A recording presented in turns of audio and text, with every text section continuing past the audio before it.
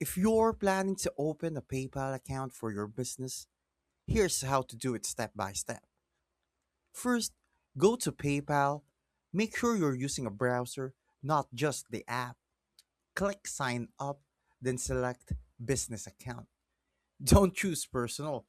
You want the business option so you can accept payments under your brand name. Then, pretty much just follow the prompts. They'll ask for things like your business name, business email address, type of business, your business address and phone number, and personal details for verification, like your legal name and ID. After that, you'll connect your bank account so you can withdraw funds.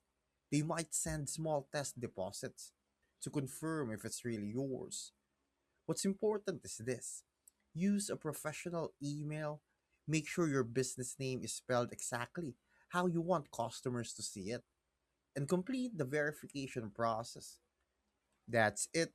Thanks for watching. Make sure to subscribe for more useful content.